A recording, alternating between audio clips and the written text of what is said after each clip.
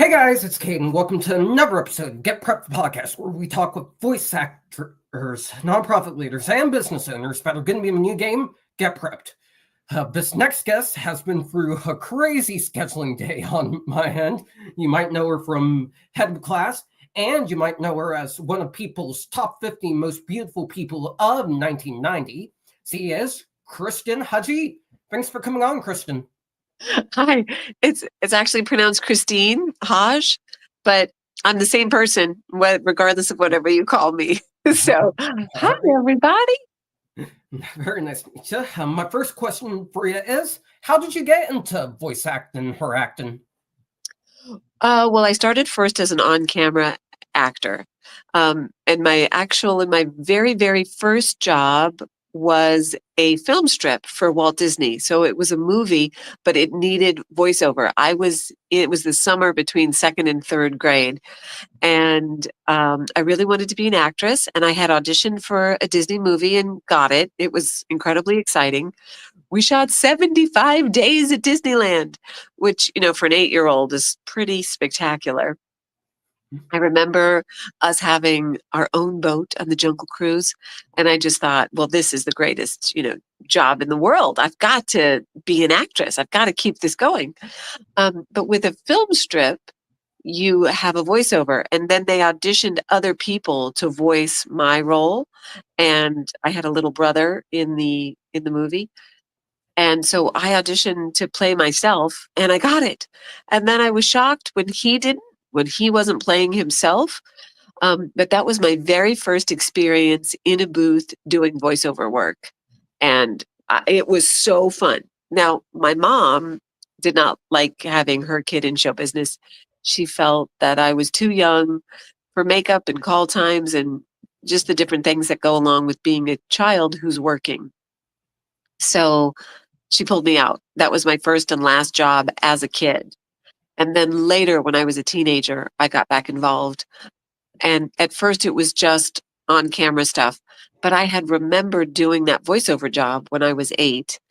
And so I went to my commercial agent and I asked them if they represented voiceover actors, and they did. And so then I was able to start doing voiceover with them.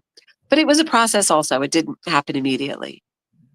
Yeah, that's definitely a good story, and it's understandable why your mom wanted to pull you out at that age, because a lot of child stars end up going down through a downward spiral, and well, a lot of them are talented. I personally find the concept of a child star absurd, and a lot of my favorite actors started out as child stars. My next question for you is, what was your favorite role to take on in your acting career? I've had some really fun opportunities, but if I had to pick a favorite, it would be Simone from Head of the Class. If not just because of the role, but because of the family that I was gifted as a result. So I played Simone Foster on a TV show called Head of the Class. We were on ABC for a little over 5 years, and it was my first series regular role. So I learned so much on that show about uh, doing, we would tape for live audience. So it really felt like we were doing a play every week, so that the same character, but a different storyline in a play for an audience. It's just that there was a row of cameras in between us and the audience. But we still got the live feedback. We still rehearsed with the whole cast, just like you do with a play. So much of it was theater, and yet it was television. So we could see it in a couple of weeks, and all the cast would get together. That first year, we would watch the shows together. It was really magical.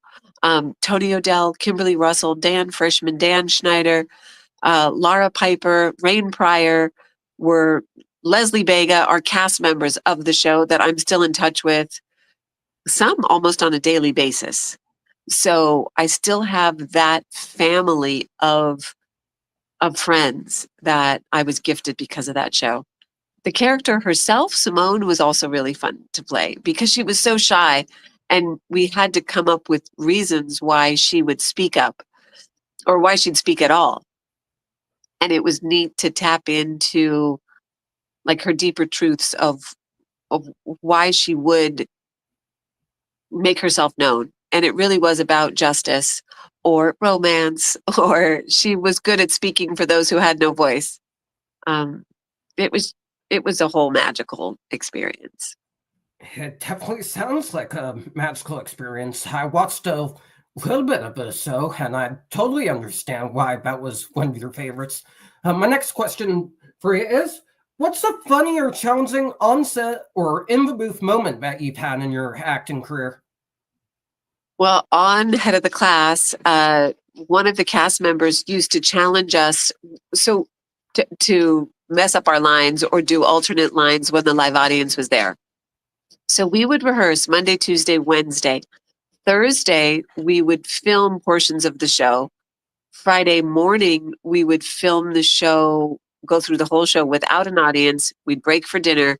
Then the audience would come in and we would film the show again. This time, like a play from beginning to end, no stopping, no pickups, no changes. And yet we would, you never knew when someone was going to say a completely different name or not name, but line, give a different punchline, pull some type of prank on you. And so those are when the pranks happened. And, or, you would be doing one yourself. And uh, I did not swear. I was not someone who used, off-color language, but I think that I was challenged to call someone a bad name in front of the live audience, and it was in a really sweet moment from Simone's character, and I did it, and I felt like I had to, it was a bit of peer pressure. It wasn't a horrible, it wasn't vulgar, but it just was so out of character for me and my character. But I remember getting a huge laugh from the audience, and I was simultaneously, relieved and embarrassed. I won't repeat it, but it was a fun moment. And I did it with Howard Hessman, who was our real star of the show. That definitely sounds like a fun moment, and I'll have to see if I can watch that episode. Well, they didn't air it. It was for the audience only. Of course, they only aired the line that was said correctly. But it was like a big break, and the huge audience was laughing, and I made Howard Hessman laugh, and but it pulled us out of character and out of the story. But it was fun in the moment. It definitely sounds fun. My next question for you is: what is something you've learned in your acting career that you wish you knew when you first started? I have learned a lot. One of the big differences now is if you start acting now or 5 or 10 years ago, you really have the focus on creating your own content. And when I was coming up in the business, there were a few actor, writer, directors, but they were very few. And it felt so daunting. Of course, technology has come a long way since then, and it's made it easier to create for yourself. But regardless of the ability to actually film yourself and create something, I wish I had realized how important it is to create your career. I always just thought I just had to show up and act, right? Just let wardrobe do their thing and hair and makeup do their thing and the writers do their thing. And as long as I'm on time and know my lines and can bring the character to life, that was all I needed to do, was all I wanted to do. But to really have a career of longevity and one where you really get to experience what you want to in your career, make the kind of things you want to do, whether it's Westerns or small, intimate moments or, strong relationship stories or things that champion a cause, whatever it is, you can create that, but you really have to be involved in creating the entirety of your career. There's so much more to a career than knowing your lines and filling the character. And I just did not have a concept of that when I started in the business, and for many years. I really like that, and I absolutely agree that with any field, you should have multiple things on deck. One actor I really respect for that is River Phoenix. He was an actor mainly, but he was also a musician, and he wrote a couple of lines in his films completely improv, specifically the one scene in My Own Private Idaho where he talks about wanting his own dog and a stable father. That was all improv.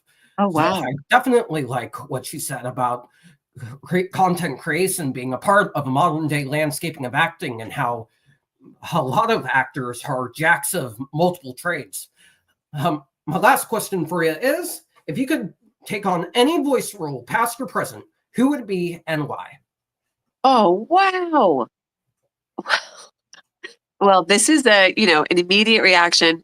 I would love to be one of the Looney Tune voices. I think because I grew up with Bugs Bunny and Roadrunner and those cartoons, they were such a relief and a release for me. They were such a joyful moment and something that I looked forward to every week. As a kid, we used to only have cartoons Saturday mornings.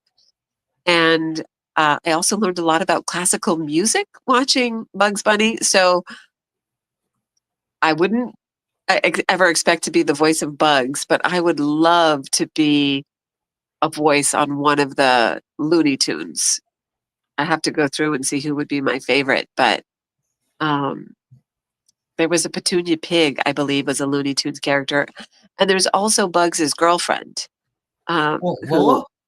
Lola, yes, but I don't think she said that much. But I would, if I have to look and see if Lola had a voice. I wish it could have been mine. Lola's definitely an interesting choice. Anyways, that's going to do it for this episode, guys. Thank you so much to Kristen for coming on and sharing her story. If you guys want to see more amazing interviews with those involved in Get Prepped, be sure to like, comment, and subscribe to the Get Prepped channel. And to learn more about the upcoming game, which will have 11 new voice actors and people involved to be announced at a later date, scan the QR code here. Thank you guys so much for watching, Thank and you. Thank we'll you. see you in the next one.